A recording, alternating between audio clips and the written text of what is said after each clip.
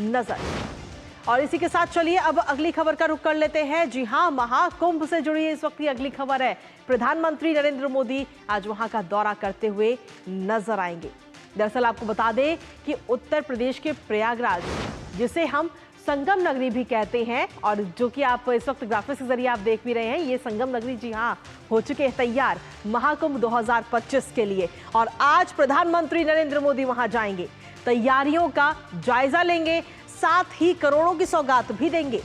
आज प्रधानमंत्री नरेंद्र मोदी संगम पर जब पहुंचेंगे तब अमृतकाल लग चुका होगा, और अमृतकाल के सिद्धि योग में प्रधानमंत्री मानवता के अमूर्त धरोहर के तौर पर विश्व के सबसे बड़े सांस्कृतिक समागम के रूप में महाकुंभ की सफलता के लिए कुंभ कलश का भी पूजन आज करेंगे। महाकुंभ 2025 आध्यात्मिक सांस्कृतिक धरोहर का महापर्व है, जिसके लिए संगम नगरी सज संवर कर तैयार है। कैसी है महाकुंभ की तैयारी? ताजा तस्वीर जो है हम अपने संवाददाता के जरिए आप तक जरूर पहुंचाएंगे, पर उससे पहले ग्राफिक्स के जरिए नजर डालते हैं प्रधानमंत्री नरेंद्र मोदी के आज के पूरे कार्यक्रम पर।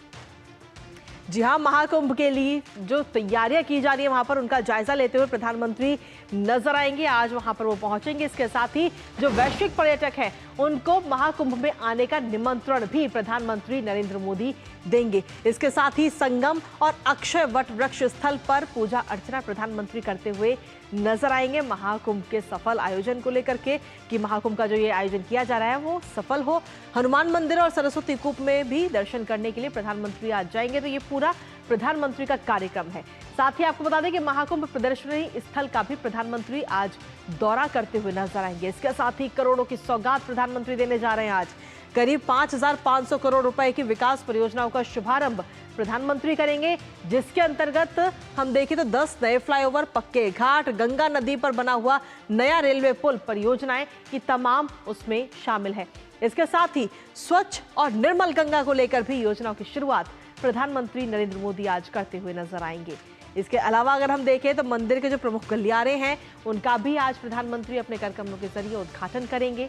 साथ ही भारद्वाज आश्रम गलियारा और श्रृंगेरपुर धाम गलियारा भी जिसमें शामिल है, जिसका उद्घाटन आज किया जाएगा। तो कुंभ को लेकर तैयारियां जोरदार की जा रही हैं। साथ ही कुंभ सहायक चैट बॉट का भी कहीं ना कहीं शुभारंभ आज किया जाएगा।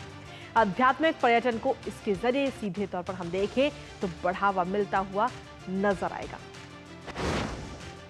और इसके साथ ही महाकुंभ का आखिर पौराणिक महत्व क्या है? हम क्यों लगातार कहते हैं कि महाकुंभ में जरूर जाना चाहिए और एक महाकुंभ में डुबकी जरूर हर किसी को लगानी चाहिए? उसका पौराणिक महत्व आपको बताते हैं। दरअसल पवित्र घड़े का त्योहार नाम से महाकुंभ का जिक्र पुराणों में किया गया है। इसके साथ ही दुनिया का सबसे बड़ा सार्वजनिक समागम है महाकुंभ, जहां देश भर ही न बल्कि विदेशों से भी साधु संत जो हैं वो वहां पर पहुंचते हैं। साधु संत और कल्पवासी तीर्थयात्री इसमें शामिल होते हैं, आमजन इसमें शामिल होते हैं। ये महाकुंभ जो है वो 12 वर्षों के दौरान 4 बार कुंभ का आयोजन किया जाता है। और देश की अगर हम बात करें तो हमारे देश में, भारत में 4 पवित्र नदियों के तट पर स्थित है कुंभ क्षेत्र, जहां ये महाकुंभ लगता है, ये पूरा मेला लगता है। और इस बार प्रयागराज में गंगा, यमुना और पौराणिक सरस्वती के संगम पर दिव्य कुंभ का आयोजन किया जा रहा है। 12 साल के बाद ये वक्त आता है। हरिद्वार के गंगा के तट पर और उज्जैन में शिप्रा नदी के तट पर भी कुंभ का आयोजन किया जाता है। इसके साथ ही नासिक में जो गोदावरी का तट है वहां पर भी कुंभ होता है। तो कुंभ में हर किसी को जाने के लिए कहा जाता है। श्रद्धालु इंतजार करते हैं कुंभ लगने का, और कुंभ मेला जब शुरुआत होती है तो हर कोई वहां जाना चाहता है। शाही स्नान जो है वो मुख्य आकर्षण होता है जब भी कुंभ लगता है।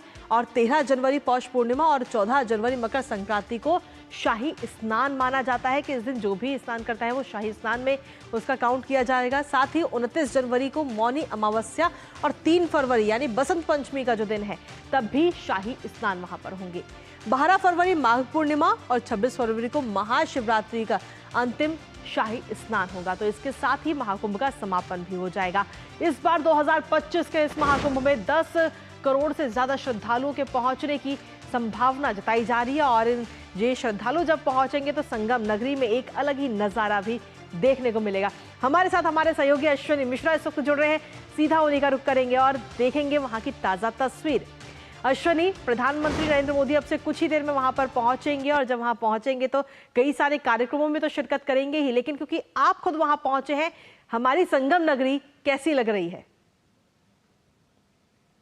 निश्चित तौर से आज प्रयाग के लिए विशिष्ट दिन है। प्रयाग खुद में अपने में तीर्थराज कहा जाता है। प्रयाग विशिष्ट सर्वोत्तम तीर्थ माना जाता है और 12 वर्षों बाद आयोजित होने वाला महाकुंभ का जो आयोजन है वो 13 जनवरी से शुरू होना है। ठीक एक माह पूर्व 13 दिसंबर को आज प्रधानमंत्री नरेंद्र मोदी पहुंच रहे हैं त्रिवेणी के तट पर। ये त्रिवेणी का तट है जहां पर विशेष संगम के क्षेत्र में प्रधानमंत्री नरेंद्र मोदी पूजा अर्चना करेंगे, संतों से आशीर्वचन लेंगे, उनसे बातचीत करेंगे, मुलाकात करेंगे। और सबसे बड़ी बात यह है कि औपचारिक रूप से जो शब्द कहा जा सकता है कुंभाभिषेक, कुंभ का अभिषेक करने का कार्यक्रम होगा, क्योंकि प्रधानमंत्री नरेंद्र मोदी जो विकास की गंगा भी यहां पर जो बह रही है त्रिवेणी के किनारे किनारे, जो ज्ञान की गंगा बहती रही है, जो आध्यात्म की गंगा बहती रही, जो वैराग्य की गंगा बहती रही है, जो पुरुषार्थ की गंगा बहती रही है, उसमें अगर देखें तो वर्तमान सरकार द्वारा केंद्र सरकार और राज्य सरकार के प्रयासों से जो विकास की गंगा बही है, उस विकास की गंगा के अनेक प्रकल्पों का, अनेक परियोजनाओं का भी लोकार्पण करेंगे, शिलान्यास करेंगे। तकरीबन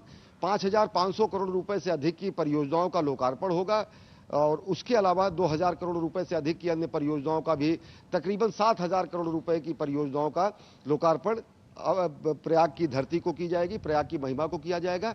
और आप देख सकते हैं पूरा का पूरा नजारा किस तरीके से प्रधानमंत्री नरेंद्र मोदी के स्वागत के लिए और साथ ही साथ महाकुंभ के आयोजन के लिए इसको दिव्य स्वरूप प्रदान किया गया है। दिव्य कुंभ, भव्य कुंभ पिछले वर्ष के अर्धकुंभ की का ध्येय वाक्य था। इस बार का दिव्य कुंभ, भव्य कुंभ और डिजिटल कुंभ, महाकुंभ ये ध्येय वाक्य है वर्तमान महाकुंभ का।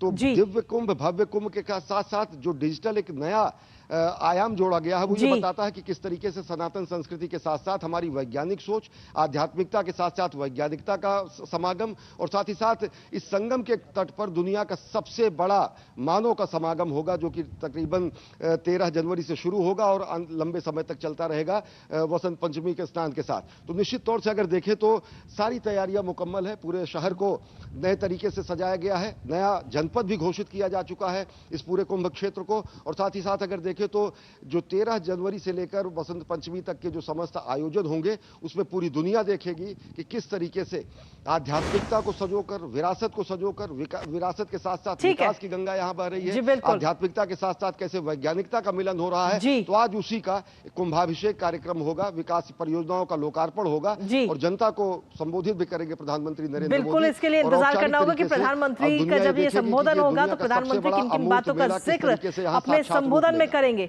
चलिए, फिलहाल शुक्रिया अश्विनी, तमाम जानकारी और अपडेट्स हमारे साथ साझा करने के लिए।